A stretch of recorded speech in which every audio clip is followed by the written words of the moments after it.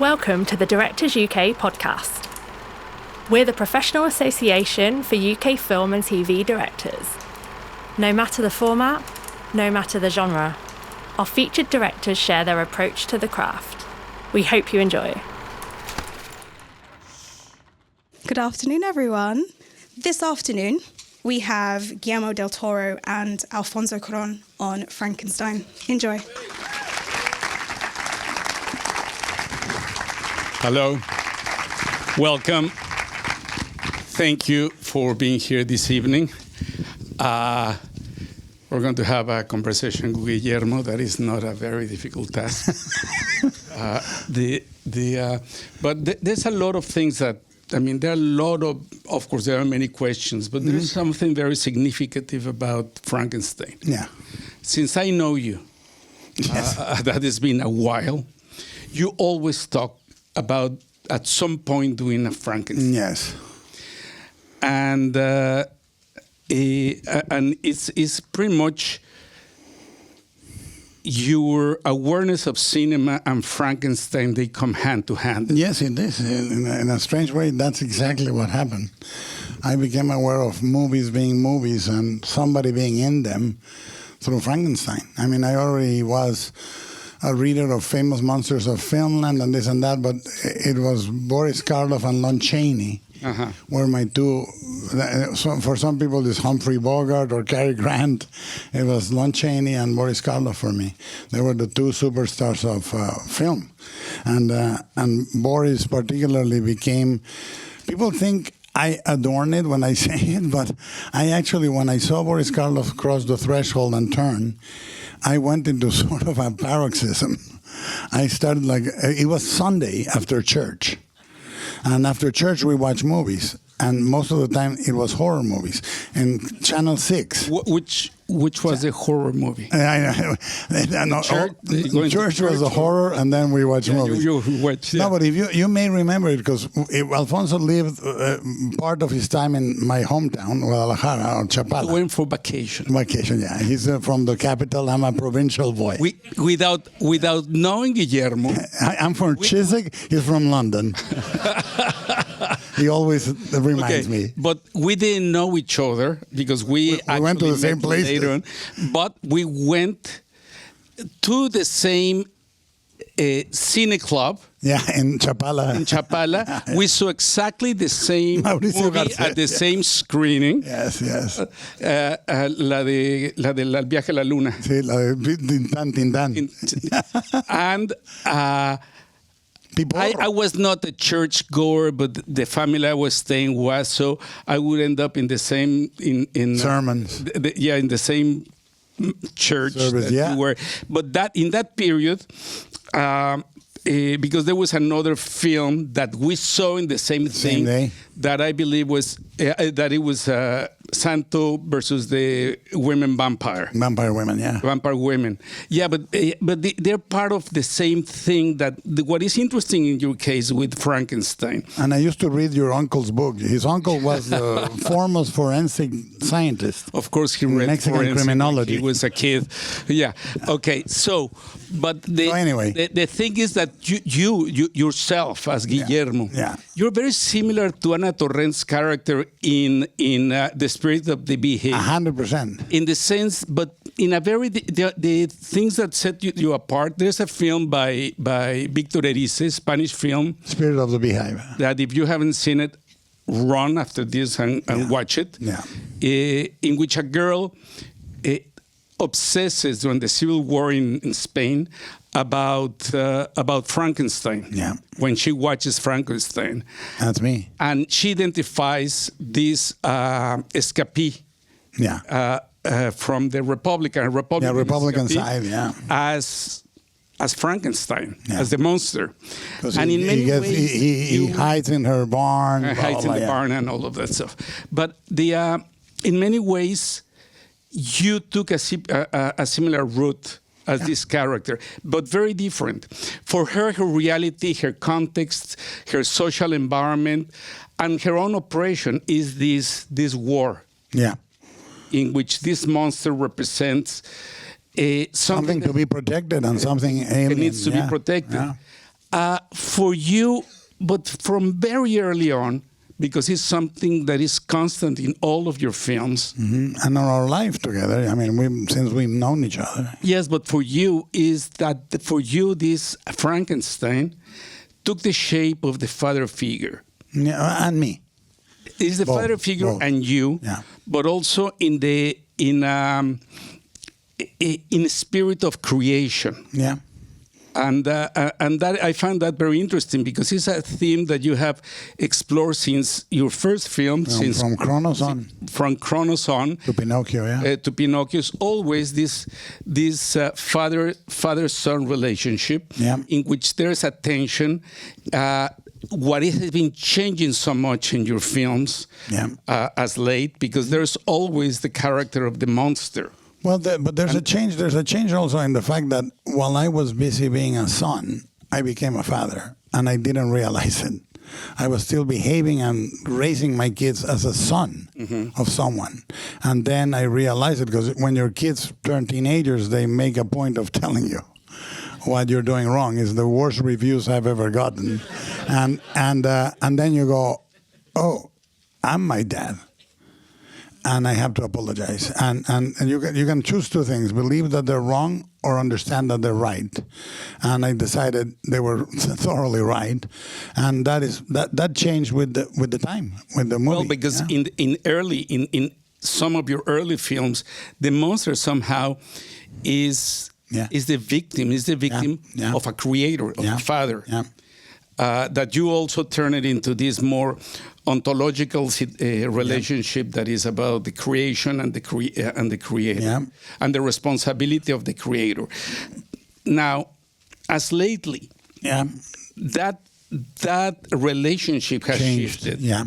And what we see in Frankenstein, I mean, that's saw 4 movies, and we saw it already in Nightmare Alley. But there's an ambiguity about. There's not a good or a bad. No, I think that there's not a real victim. After 50, well, I made it a point to show the monster killing people. This is not just a monster that languishes in the dark. He kills 6 people in the opening, a couple more in the course of the film. Track of how many? I do. Actually, I do. And I wanted Victor to be understandable, not to say he's right or wrong, but Nightmare Alley is one of the big steps in me realizing that you are the villain or the hero of your own biography. Like you are both, and refusing to just do good monster, bad people anymore, because I don't think life is like that. And if you're going to have a reconciliation between two extremes, find what they have in common, and that's why the monster and him appear in a mirror constantly together, because there could be a version in which the monster is part of his imagination, and which Victor is part of the imaginary of the monster. So, that's more interesting to me now. Nightmare Alley was so crucial in that. I talked to Bradley Cooper and I said, you are the antagonist and the protagonist of this. But I think that I don't think the world should be defined by people that think they're on the right side. We're all on the wrong side depending on the time of the day when we talk to each other. I think that allowing that oxygen to exist in the gray and not in a world that is black and white is what makes us human. And to be able to reconcile and accept and see each other a little more is urgent now. I mean, when the novel asks what makes us human, A, mistakes, and B, reconciliation. I mean, that's why the blind man said to know who hurt you, why they did it, how they did it, and be able to forgive. That's the true measure of wisdom, Well, no, but why, since I know you, you wanted to do Frankenstein, and even before, why until now? Because I'm Catholic. You did versions of Frankenstein. I'm Catholic. I'm fucked. I really understood Jesus when I saw Boris Karloff. I said, oh, that's what my grandma is talking about. This is the guy that represents me. Yeah, that's what your grandma was talking about. That's what I said. That's me.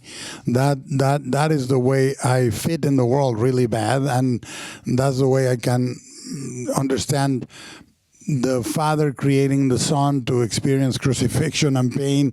I made sense of everything that Catholic dogma was talking about. Made sense with me the day I saw Frankenstein, which is very bizarre. And I went like St. Paul on the road to Damascus.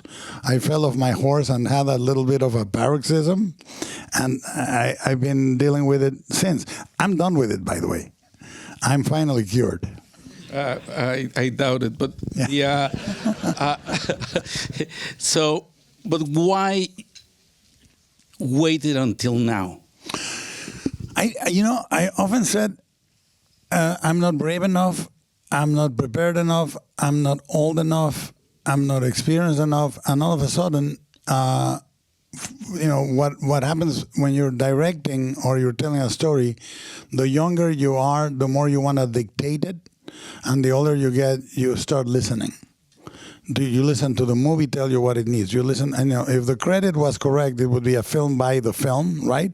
And you deal with, you're a traffic cop to opportunity and preparation. Those two things, right? That's all you are. And the more, the older you get, you go, okay, if it's happening now, this is the time. Yes, but I agree and disagree with you about listening. I know that. About hearing and listening about that, because knowing you, particularly in those early days, you had so much reverence towards Frankenstein, the novel, and the film. Yeah. That your Frankenstein, and in that period, would have been a much more literal Frankenstein. I agree with you. It would be almost a celebration of Frankenstein. Of the novel. The novel, and a match of the novel with reference of the film. What is interesting here is that it's a really free adaptation. It is. It is. I mean, I don't know who is familiar here with the novel, but Guillermo took not several, like full liberties around it. In many ways, it's a combination of your own mythology about fathers and sons. I think it's biography, autobiography, her biography, everything I know about the Romantics, everything I know about Gothic, and all combined into one. But even in terms of the creation of the monster, you're taking more from Kepler and Galboni, that they were doing these experiments in the 19th century, than what is described in the shell. Well, she does a great cheat. She never tells you what the secret of life is. You have Victor in the novel says, and there it was. Finally, I found the secret of life. Nobody had seen it but me. And here I was, not the most brilliant scientist, but it was so evident. And she never tells you what it is. She skips it. So they allude at alchemy. She alludes at an infernal machinery, but she never quite, and Galvani, but she alludes to things, but she never tells you this is it. And I think that's a great cheat. She does several great cheats. But I also brought her biography into this, and the framing of the Romantics, which are framed between wars. Mary Shelley's mother goes to the French Revolution.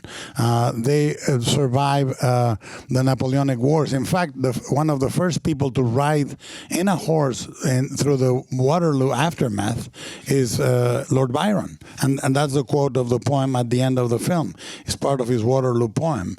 I mean, back then when you talked about a poet, you were not talking about a languid person in the solitude of their home thinking about romance. These were fierce punk guys that were iconoclastic, ferocious, wild. Mary Shelley, Percy Shelley, Lord Byron, Polidori. These were like the Sex Pistols for the prude people in the beginning of the 19th century. They were having a lot of free play with each other. Free love, sexually a lot more sort of liberated and going against the norm. I mean, it was a really modern time, and that's why the movie tries to not feel like a reverential pastel-colored movie, but modern and moving and full of color, blah, blah, blah. Well, then so you once that now you said, okay, I'm going to do Frankenstein, but I'm going to do Frankenstein from the standpoint of who I am right now. Yeah. And Well, adapting is like marrying a widow. You have to respect the memory of the late husband, but on Saturdays you gotta get it on. So if you're gonna adapt, when we say adapt, you think of a fish coming out of the water and going into land. That's adapting. So the motherfucker has to grow lungs. It's not just I'm gonna go to the ground. He has to grow lungs. It has to exist in a different medium. And my hope is that the spirit of the novel is there, and all the high points. The same was with Pinocchio. You need to know when they assemble Frankenstein, you need the lab, you're going to need the collection of the bodies, you're going to need and much more this movie than I think any other movie, you follow the story of the monster, of the creature, which is detailed in the novel in a lengthy series of passages, and I had to sort of condense it. And what I did is I used the animals. Each of the passages is different from the other. And when the creature tells his story, is a fairy tale. Mm-hmm. And he's guided by the ravens, then by the deer, then by the mice, then by the wolf, and they show him the way of the world. It's different than the camera work that I do with Victor.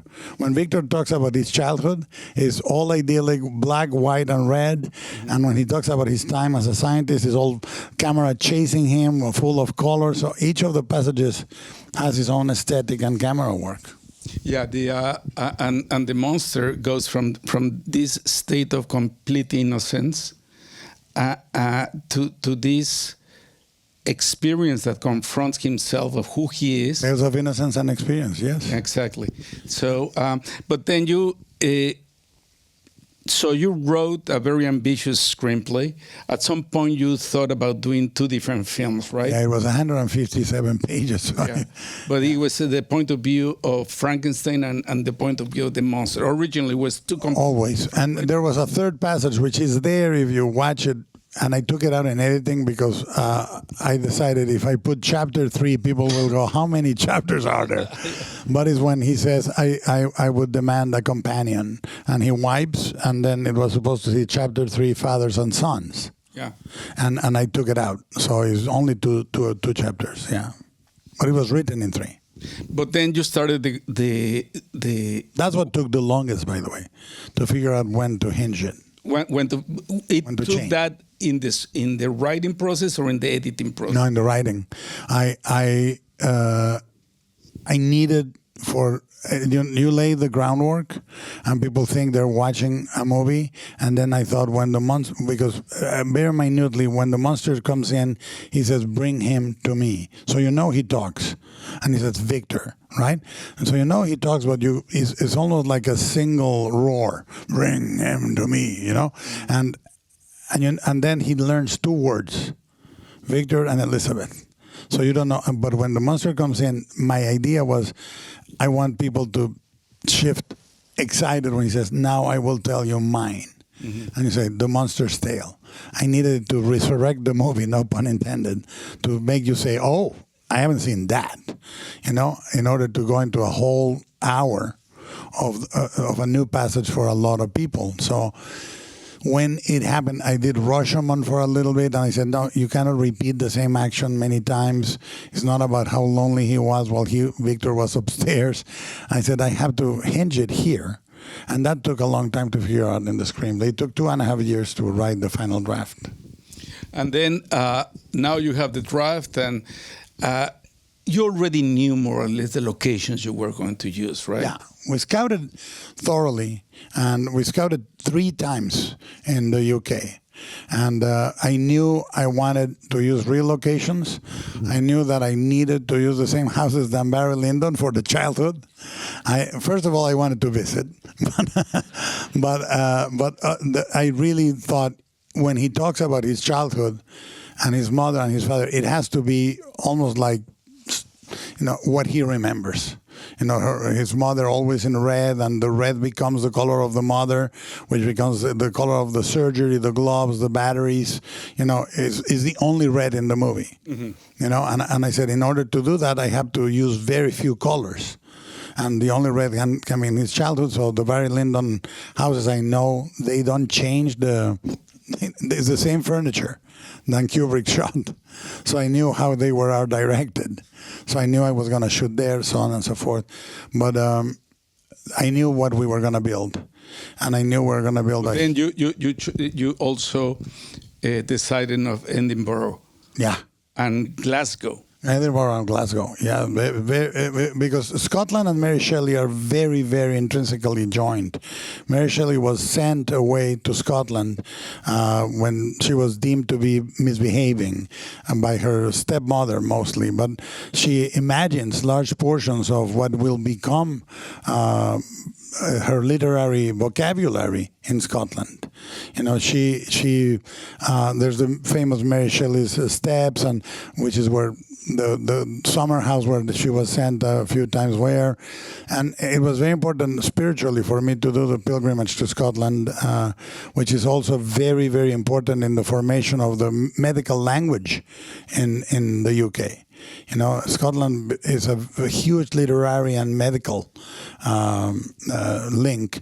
The Huntarian Museum here in London is the result of the two Scottish brothers that collect these amazing specimens, and the tables that are in there, the table with the lymphatic system, is the fifth table. There are really only four, and they're in the Huntarian if you want to go visit them. Across the street from Sir John Soane's museum. And it's full of details that you only collect through visits on your own and then scouting and blah, blah, blah. So we scouted thoroughly. We scouted 3 times for about 2 or 3 weeks every time. The tower is the tower, it exists that much smaller scale, is the tower that was erected in memory of Braveheart in Scotland. It's a very Scottish type of architecture, and I loved it. And I said, we're going to make it the lab. It's not very subtle as a phallic symbol, but it's there. It's a Scottish phallic symbol. Well, then you started casting, and again, the thing is that you had departed so much from the book, the original material, in terms of even characters. The character of Elizabeth is very different in the book, and William dies when he's a child. And you kept him alive. And Harlander doesn't exist. Harlander. Okay, why you decided Harlander, played by Christopher Waltz? Christopher Waltz. Why did you decide to include this character? Yeah, there were many reasons for me. One is I wanted to have the specter of the war and the theme of the war resurrected through him and through the character of the creature. You know, I always thought the creature was a living memorial of something in the past. You know, I needed it to feel newly minted. Most of the Frankenstein designs they feel like ICU, intensive care unit victims. They feel like accidentally put together, and I wanted Victor to have an abundance of material that he had to harvest, so you understand why he's made of many parts instead of 3 pieces from 3 different bodies, and he becomes something that lives past the materialistic concerns of Harlander. And Harlander was in many ways to me the studio, and Victor was a director. You know, look, I'll give you anything you need. At the same time, he's a victim. Is the longing for immortality, which is in Kronos, the same guy that has a lot of money and wants to live forever. It's a type of character that I have it on Blade 2. Yeah, De La Guardia, Blade, blah blah blah. And the main thing is the guy that, I mean, this is a room full of directors. Is the guy that tells you, I'll give you anything you want except this, and I'll give you anything you need in these conditions, and then you end up working. And by the way, I didn't tell you this, but this is the deal. Oh, really? You know, so in a way, Victor is more an artist in this film than just a surgeon.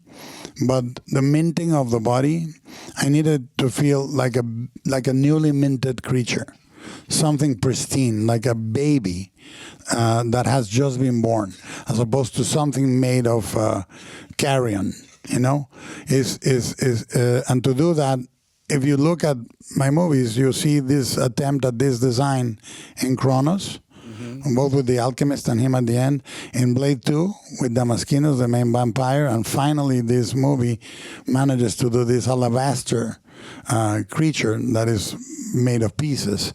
And Orlando, I thought, was really good for it to be Christoph Waltz, because he can do he's a very sad character at the end of the day. You know, you understand why he's doing it. He's not the bad guy. I didn't want the bad guy to be anybody but Victor. I said, that's the real trick. Is the bad guy is the main guy. It's a bad guy that's sometimes victim of the father. Yeah. Yeah. Because I think that's why it had to be Charles Dance.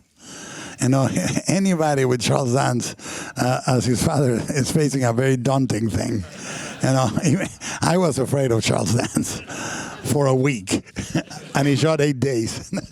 Okay, but then you have to cast, Victor and the monster. Mm-hmm.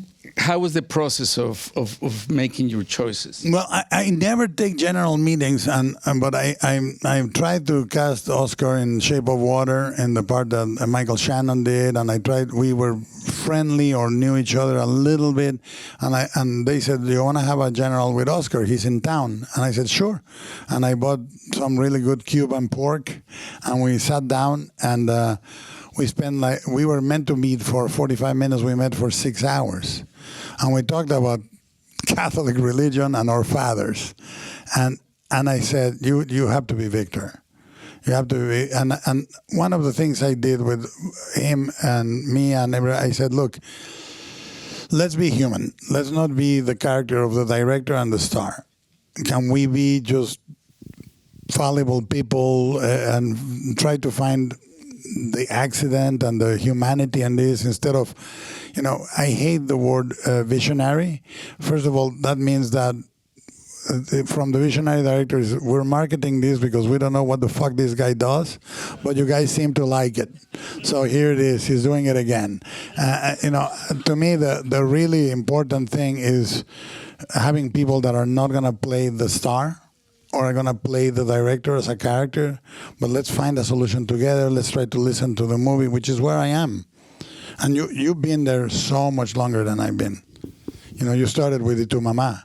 And that is, we joke about how the three amigos and all that, but the three of us have influenced each other with behavior or stances. And your stance when you did Y Tu Mamá was so mind-blowing to me.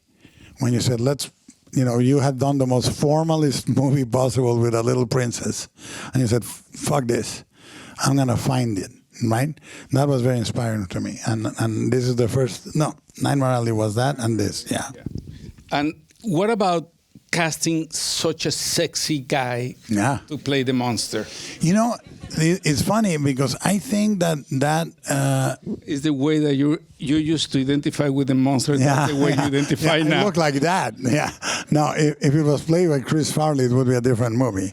But to me, what is remarkable about Jacob, because sexy monster to me, I did it on Shape of Water very purposely, and it's quite literally the stance and like I said to Doug Jones, stand like a matador, hips first, man.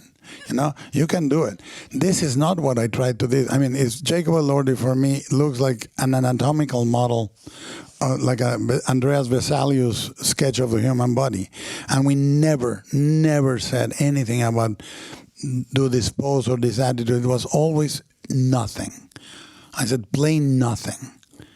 Don't play. Listen, watch.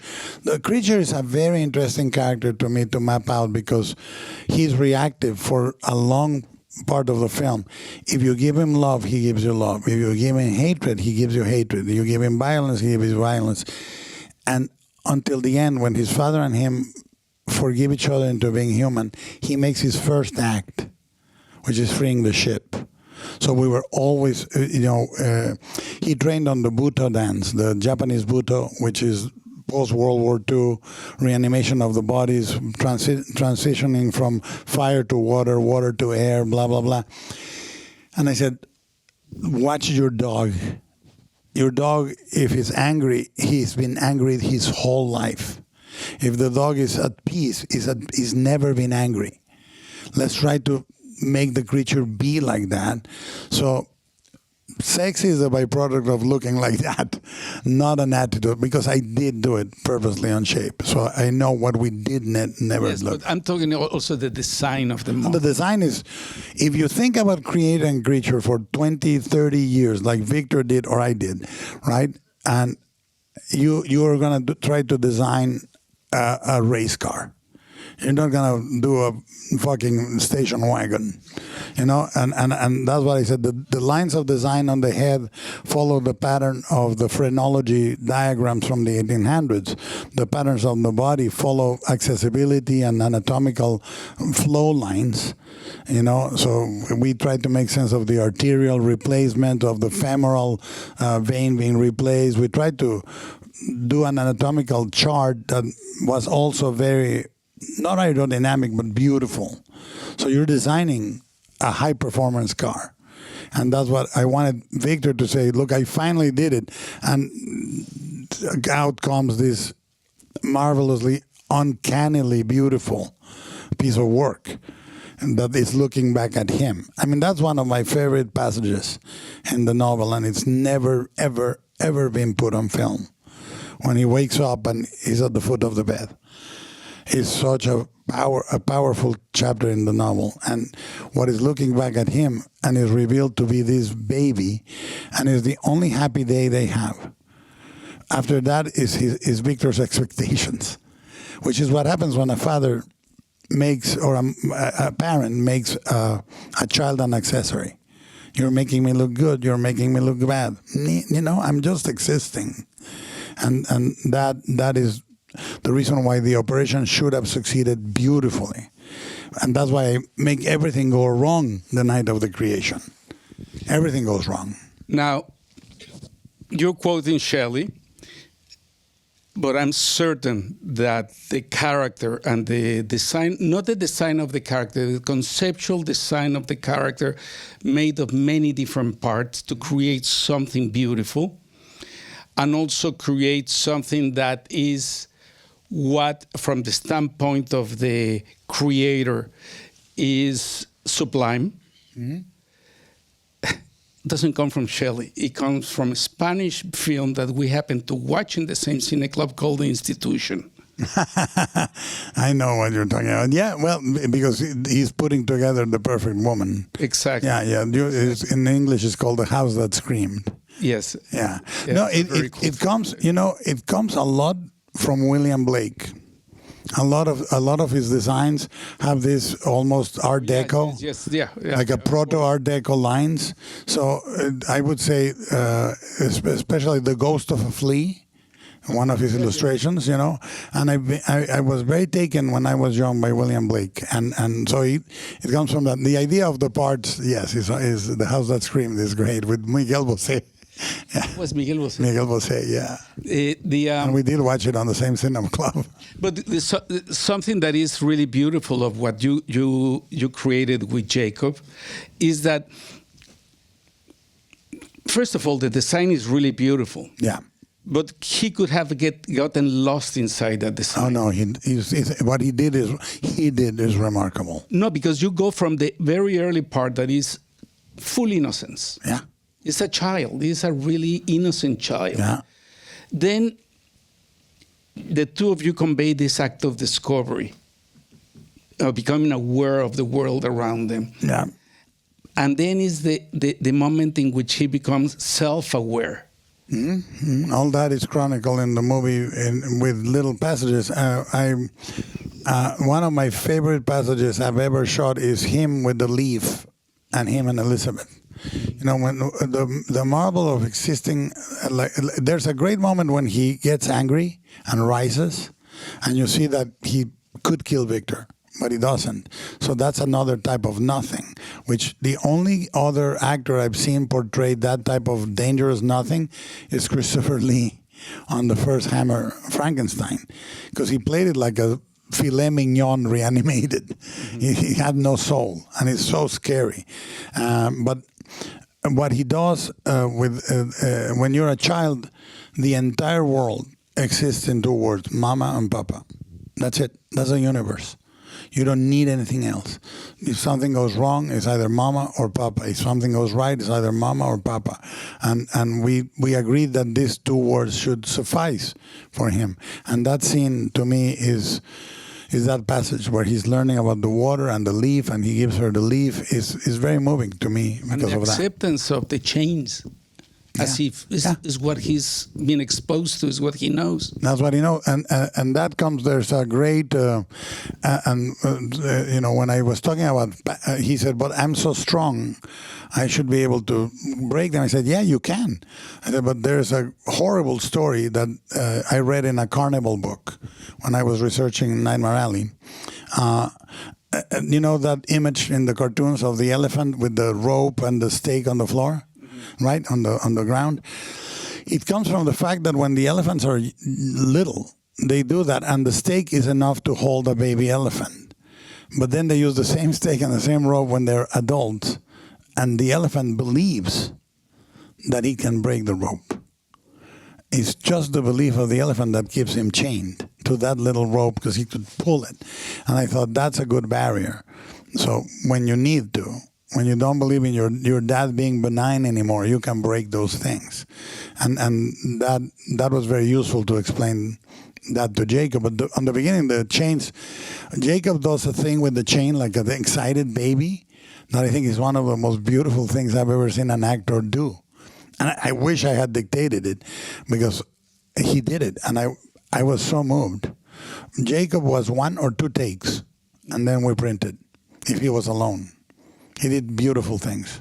And so to start talking about your creative collaborators, pretty much most of them are repeats, right, from your other films? And through the years, I said, this person's good for this person's good for that. And when we were scouting in Scotland, I would carry my notebook, and every morning I would come up with new things to discuss, like the crucifixion table, like the Medusa head.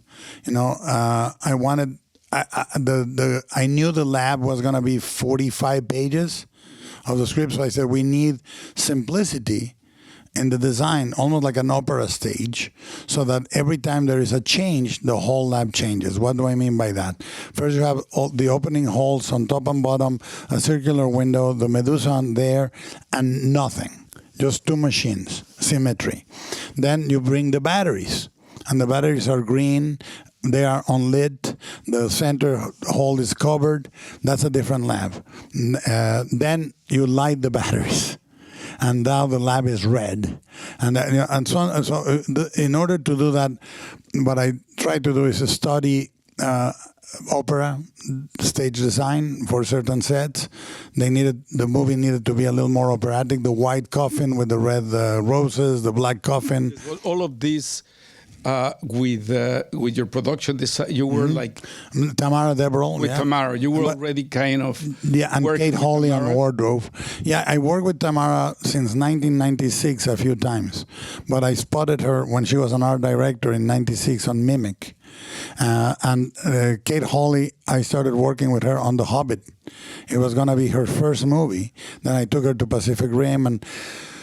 My theory is that these are not separate disciplines. Part of the directing is orchestrating and conducting, and it's a table that is made of 4 legs.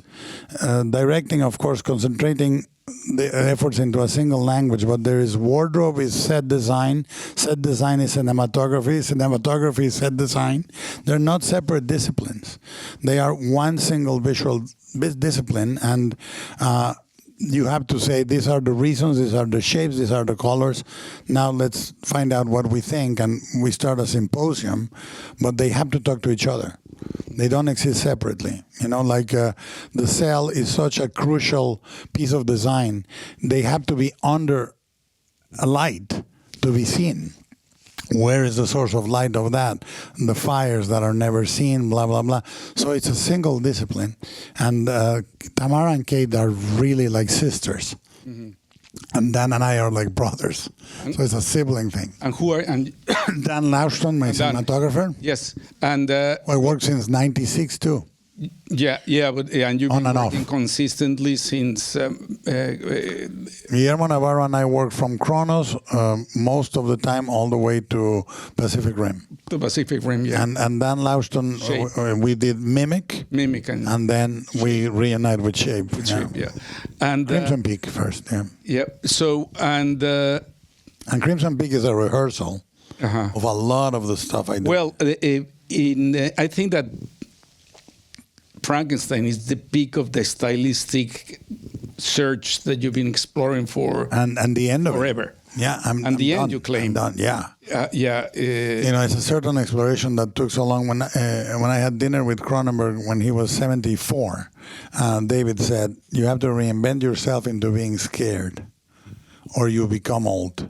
He said, when you refine a certain style or thematic, come up with something you haven't done and be really scared to try it. So the next live action... But at this point, the interesting thing in terms of craft is that you have refined stylistically in terms of a language. You created your and the way I language. should, with the techno. But then you became very efficient the way that you should. Because you storyboard quite a lot, right? Everything, and then I hope I can abandon it. Yes.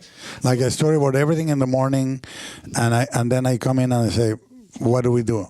And if no one comes up with a better plan, we follow the storyboards. But if something happens, we follow what happens. Like the accidents in this movie were so beautiful. First of all, recasting, right? Andrew Garfield is going to be the monster until 9 weeks before we start shooting. He's fully sculpted. All the prosthetics are ready. And he comes out 9 weeks before we start shooting. And I said, don't worry. We're going to find something that is going to be a miracle. Don't worry about it. I can tell you a myriad of stories. But for example, we have a scleral lens ordered for both eyes for the creature to make it more like a gorilla eye, like outsized. First day they put the right eye. They try the left eye. It hurts. And they say, well, you can put it digitally. He said, no, let's do two sizes of eyes. And the bigger eye is going to reflect back the light. Mm-hmm. And that came from that. They dictated itself. First day of shooting. We were going to shoot something different, and Victor was going to be in the beard and everything. And the mist takes over the frozen lake, and I say, change to this other shot. You're going to be chasing the monster with the gun. But we haven't rehearsed. I said, shut up and get dressed and remove that beard. He comes in, we shoot the shot where he's chasing the monster, and he says, he screams, and there's no sound. There's no sound because there was no sound. Sound was not ready. And as soon as we shot it, I said, it doesn't need sound. And then as soon as we shot it, we finished the two sides, the fog lifted. And I said, this movie's got to take care of itself. And I think that's a miracle. Really, everything that goes wrong in a movie is trying to go right for you. Yeah, I agree. Right. But then there's another thing in terms of craft again, and I mean, historically, Guillermo and I, we mess with each other's films in the cutting room. So he completely reshapes my films, and I go and I just try to destroy his and Alejandro occasionally. Yes, Alejandro occasionally. Yeah, but what is so interesting in the process, confronting myself as an editor with his material, is that I said, okay, this is great. Okay, but can you extend? Can you extend this shot? And he goes, nope. He says, but why not? He says, oh, I don't have it. He says, what do you mean you don't have it? Coverage. Oh, because he has like this clear idea of what he wants, and forget about coverage, because coverage, I agree that coverage is when really you don't really have not certain what you're going to do. What you're going to do is you shoot your pieces. But myself, that I from the same school, I shoot my piece, but I still shoot a little bit longer because you never know if maybe the performance is going to be great in this beat. But with Guillermo, it's very frustrating is that at the moment that he said, okay, I had it, just there's nothing else. Yeah, sometimes. Sometimes. Well, what happens is I shoot with the techno as if it was handheld. So I build the set so the techno can be outside of the set and the full extension can take me anywhere on the set. So the techno extends linearly, right? And when it ends, it ends. So you have to plan the shot to end when the techno ends. If in this movie I said the camera should move the whole time. And there's not a single static shot in the entire movie, and the techno does that when it stops. Yeah, because it's a sequence of connected. Well, it's a narrative. Techno moves that is like a ballet. Yeah. You know, the camera goes around, and then the other one goes to the front, and it goes up when the reverse goes down. You don't allow yourself to say, okay, just keep on rolling. You keep on playing the scene for 15 more seconds. Sometimes I do, not in the ones you wanted to extend, but what I do is I block with the techno. It's under mounted, and I'm holding the bottom. And when the actors are rehearsing, I move the techno. The point of balance is in the back, so I move it as if I was moving an iPhone. And as we're blocking, I go here, mark it, here, mark it, here, mark it, and sometimes I do the whole master, the whole scene as a master, and I go retract. Mm-hmm. So I do a change of I say I discovered in another angle. Go retract. And they jokingly say I dial 1-900 crane. It's like a sex line. I go closer. Go. There. Okay. Good. And I have the techno here the whole shoot, and my techno guys and I are super close. They know what I mean. I say piju, which means push in, jib up. Or pitched, push in, jib down. Or push out. So I go, no, piju. And it makes it very organic with the actor. And it makes it very precise. It looks really good. And the idea was, if this is a memory, the whole thing is circular, right? It starts with a sunrise, ends with a sunrise. You want it never to stop. You want it to feel like it's flowing from a single narrative. Then you went to editing, and I never seen you so meticulous about the editing as with this. Because the first cut was 3 hours 40, so I had to be meticulous. In which he says, "I don't think I can get under 3." Yeah. And Alfonso is very cruel. He goes, "Oh yes, I won't tell you the name." So he says, "Oh, that's a great crane. Oh, you're gonna let it finish, aren't you? Oh yeah. It needs to settle." For sure. No. Preserve the crane. It's so beautiful. And him and Alejandro are very cruel with that.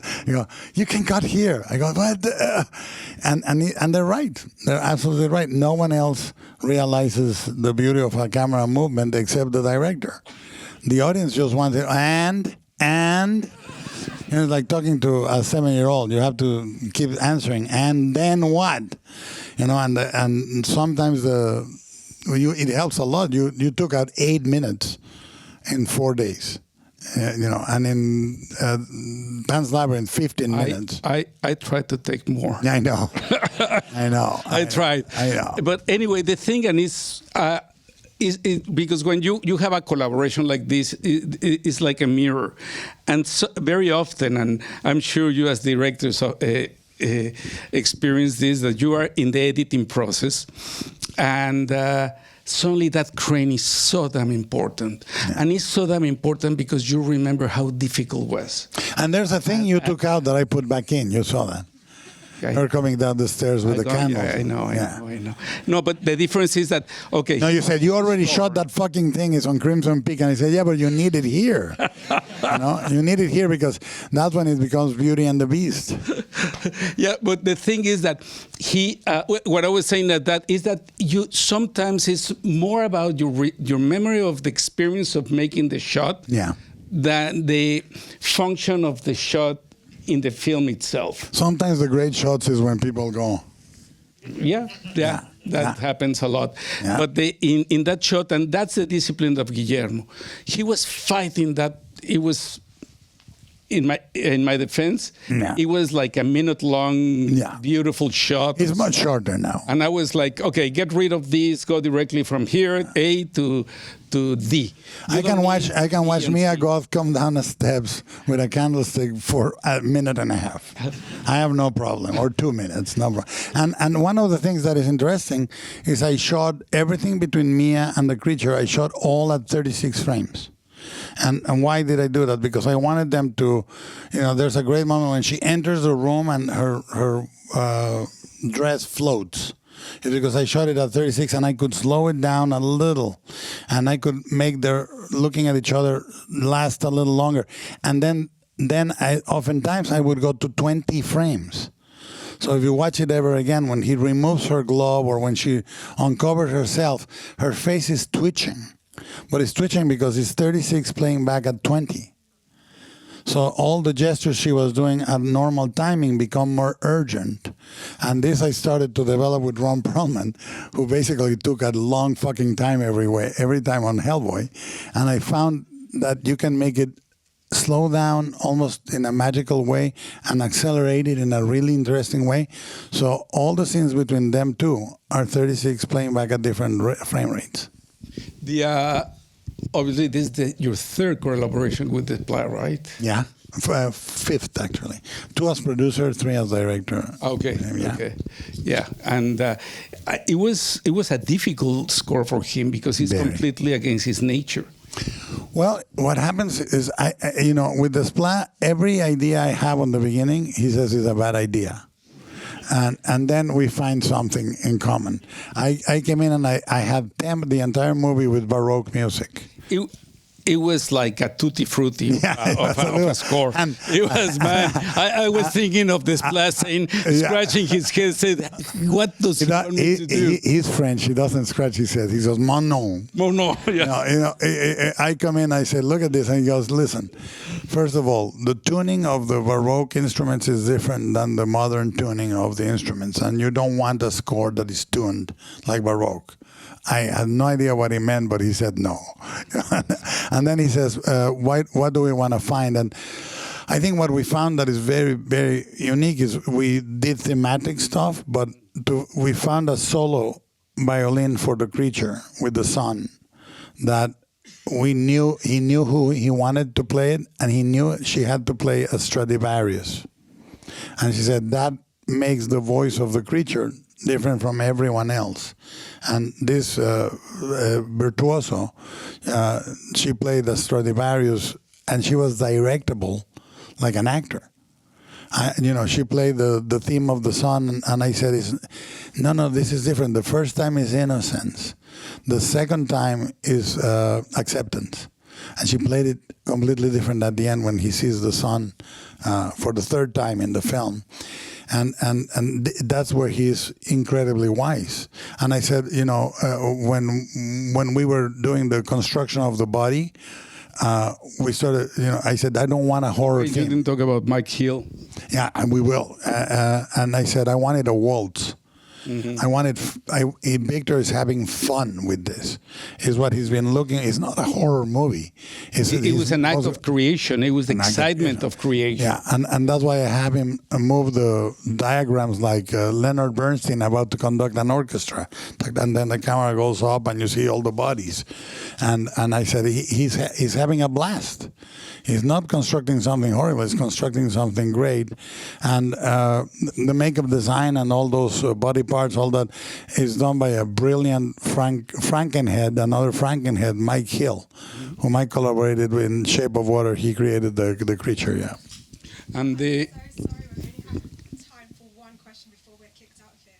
So. All right. Okay, so you want to do it to the audience? Yeah, all right. I think so. Thank you so much. It was such a gorgeous film. Thank you for this. I wanted to ask you about your process of writing, because obviously you explained a little bit about it, but did you actually go to treatment first because it's such a big story, or did you just sit down and it just came out? quick answer because they're going to kick us out, but I'll tell you what I do is my house is a library. There are 13 libraries in my house, very, very abundant number of books, thousands and thousands. And I have a long library table where I work. And what I do is I put my computer and I bring nothing about cinema. I bring all the books about Gothic literature, all the books about the period I'm describing, war, medicine. I have a whole library from the 1830s on medicine. I bring it down. I put everything on the table. I put Fuseli, I put Grimshaw, I put Blake. I put all the artists that are pertinent to the movie, painters, sculptors like Pacific Rim. I bring modernism from Italy, Boccioni and all that. All that is on the table, and then I put my computer, I read a little, I write a little, and I put the entire text of the book on PDF. I put it on Final Draft. And then I just go, no, yes, no, yes. This goes to Victor, this goes to Hernander, out, I'm going to do it this way, blah, blah, blah. And it took 2.5 years. So what I don't do is, I don't do a beat sheet. All I look is, I start with this. Does it have a strong beginning? And does it relate to the end? And if those have that symmetry, is like two columns at the portico of a building. That's the way I'm going to construct the temple. So to give you an idea more precisely, I knew that it was going to start with the captain, his back to the sun, and it was going to end up with the creature facing the sun. And in Pan's Labyrinth, I spent 6 months writing the first 10 pages, and they never made any sense until I said, what if the blood is flowing in reverse onto the girl's nose? And it's all her remembering before she dies, and then it made sense. But it took a long time to find that beginning that related to the end. So, and then you get lost every day. You write something amazing that the next day you read and it's a piece of shit. And you go, well, how could I write this? And the main thing I feel is that writing should not be a beat sheet, for the same reason that traveling should not be an itinerary. You should get lost in the city that you're traveling to. If you say 10 to 10:30, Eiffel Tower, 11 to 11:30, Champs-Élysées, you're not in Paris. You're in an itinerary. But if you go, I'll go to the 6th and see what happens, then you're traveling. I think a screenplay has to be, let's go to the 6th and see what happens. Thank you. Another. Come on. Thank you very much. See you out there.